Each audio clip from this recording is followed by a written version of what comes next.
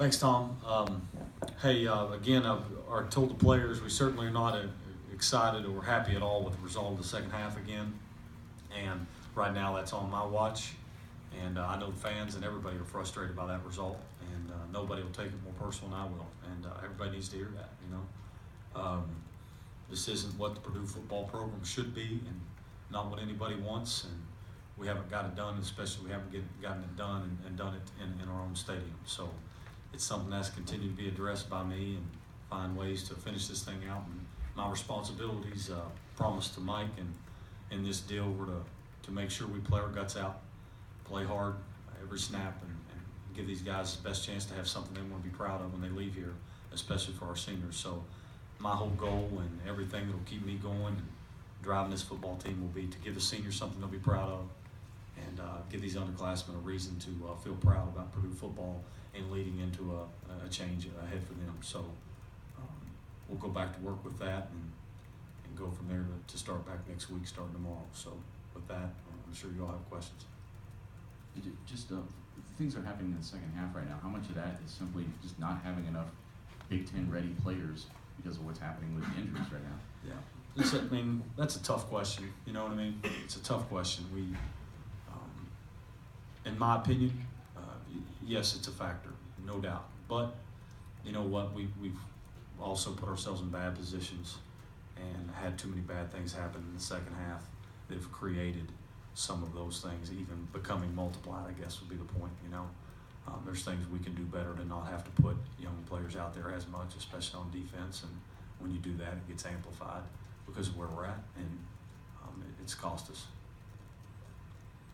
David, you guys had built the 10-0 lead, then you threw the interception pass. What did you see on that play, and then how do you believe that changed the complexion of the game? Yeah, it was just man coverage. We had slants called, and I just missed my spot.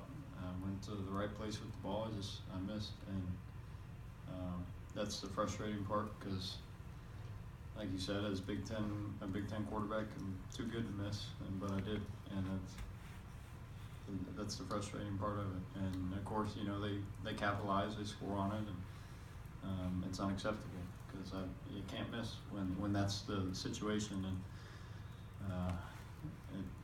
it hurts because I think all three of the turnovers led to points immediately after. Marcus, how do you feel how the defense played? Well, obviously, the first half, I mean, the whole team came out fast, and that's been the story of the past few weeks, right? I mean, and we have to do a better job of when that adversity strikes, three turnovers or whatever.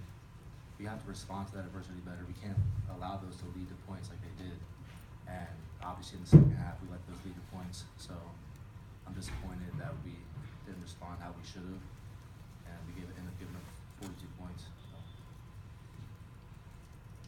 Jared, no Juwan Bentley today. What's his situation? Well, he didn't play.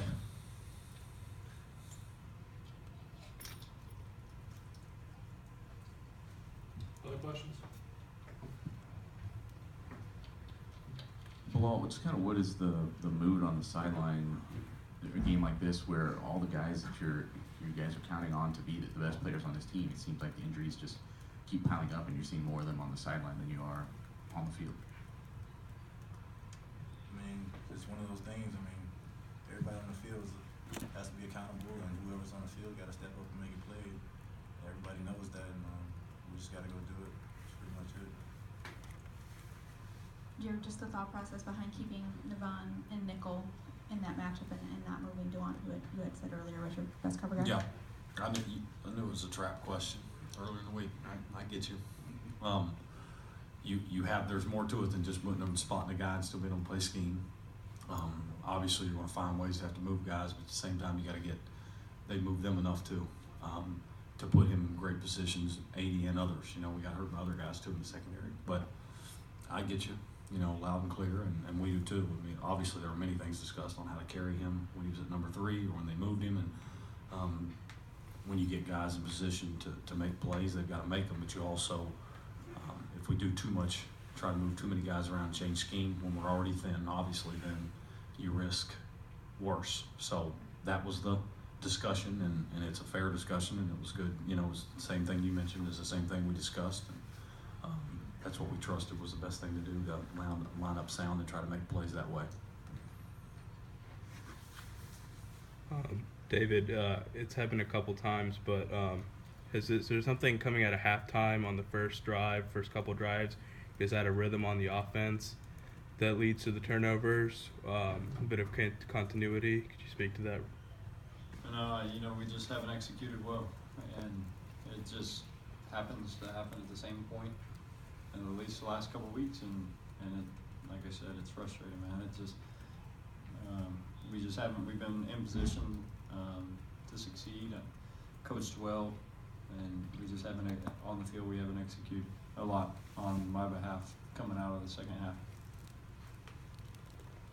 Marcus, you're one of the guys that other people on this team have talked about as, kind of growing into a leadership role on this team. What are you learning from this season, this experience? What are you you think take forward from this? Well, I've been thrown into a leadership role a few different times, having to play Mike, because you have to get the front right, get the coverage and everything. So that's making me have to mature quicker and have to accept that leadership role that in the past I haven't been that good at. But this year has definitely been a growing experience for me. I'll take that forward my next years. Navon, just what are some of the challenges with Carr and, with their passing offense and, not only him, but some of the other challenges that it presents? Austin, he was a really shifty guy. He ran good routes. But the quarterback, a lot of times, he did a good job finding holes in our zones when we were running zones a lot. So that helped him a lot on third down. Coach, what did you say? What was your message to the team at the half? Good question, and I failed in my opening statement to say I think that Coach Fitzgerald is a complete class act, and is what college football and the whole model was built for. And to get a chance to meet him and shake his hand and spend time with him and hear what he's about, already knowing it, was incredible. And I think it needs to be said for this profession, because I think he's in it for the right reasons, and what a great guy. My message at the half was the question. We talked about being right there in a football game where we've been, and how we have to expect for great things coming out of the locker room to go. And as simple as that sounds, that's all you can do. Another rah-rah speech or some awe-inspiring, it isn't about that. This isn't, things aren't going to change for us now or in the future here by words per se. It's a complete commitment to narrowing your focus when things go wrong and when they go right, and expecting good things to happen, which you all have heard me say time and time again. And I still expect good things to happen. I'll be frustrated tonight and certainly just completely torn apart by this. But at the same time, I'll wake up and hug my kids in the morning, come back to work, and give the rest of what's been given to this football program for these 2 weeks. Jared, saying all that, how do you keep this group engaged the last 2 weeks? To be honest with you, Mike, I don't think it'll be that hard because we do have great leadership. And for the ones that may waver, I get it. You always are concerned about that. I think they'll be pulled together by our leaders and pulled together by me and our staff. We'll make sure that there's things that you have to demand from them still, and you've got to be creative in how you demand them in a tough situation right now.